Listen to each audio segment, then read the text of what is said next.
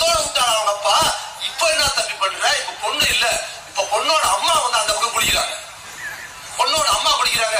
நீ பொண்ணு நினைச்சு என்ன பண்ற? இதெல்லாம் சொல்லிதான் நடக்கும். முதல்ல பொண்ணு நினைச்சு அவங்க அப்பா முதுகு சீவித்தியா முதுகு இப்ப சோப்பு போடுன்னு அப்பா ஒரு ஆபாச காட்சி கன்சீவ் பண்ணி அதை சீனா பையன் கிட்ட சொல்லி எங்க மாமியார் முதுகுல சோப்பு போட்டுக்கிட்டு இருந்த நீ நாங்கள் தமிழ்நாட்டின் மொழிக்காக மொழிப்போர் தியாகிகளாக இருக்கும் போது அப்பளும் மகனும் சேர்த்து மாமியார் முதுகுல சோப்பு போட்டுக்கிட்டு இருந்த நீ எங்களுக்கு நாகரிக அரசு பாடுறீங்க.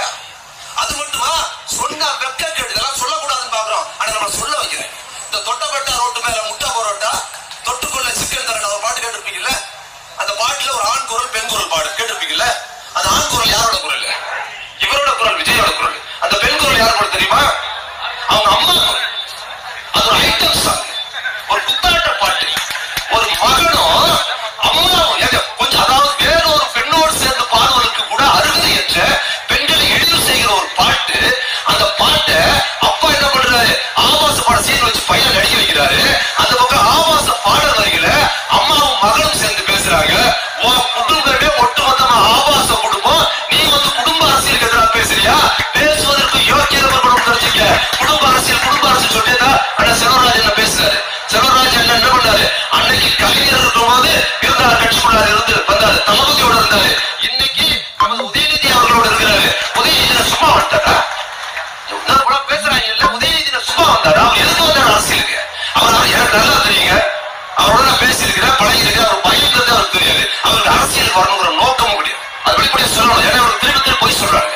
2018 கலைஞர் இறந்துட்டாருங்க, ஜெயலலிதா இறந்துட்டாங்க. ஏகப்பட்ட பயிர கட்சி ஆரம்பிச்சிட்டான். தலைவர் 2018 ஆகஸ்ட் 28 தலைவரை பதவி ஏற்றுக்கிறாங்க. தளபதி தலைவரை பதவி ஏற்ற உடனே ஆளாறு கட்சி ஆரம்பிச்சிட்டாங்க. அமைப்பாளர் MSR ராஜு அவர்களே மற்றும் இங்கு வந்து சிறப்புரை ஆற்ற இருக்கின்ற இளம் பேச்சாளர் ரேஷ்மா அவர்களே, எழுத்தாளர் வே மதிமாறன் அவர்களே மற்றும் ஒன்றிய கழகத்தினுடைய செயலாளர்கள் அண்ணன் சோமசுந்தரம் அவர்களே, கண்டித்து ஒரு மாநில அரசு போராடுகிறது என்றால் அந்த மாநில அரசானது தன் தமிழ்நாட்டு மக்களையும் தமிழக மக்களையும் வெறும் மக்களாக பார்க்காமல் தனது குடும்பத்தில் ஒருவராக பார்ப்பதனால் மட்டும்தான் ஒன்றிய அரசை எதிர்த்து சவால் விடும் தைரியம் நம் அரசிற்கு இருக்கிறது என்றே நான் கூறுவேன்.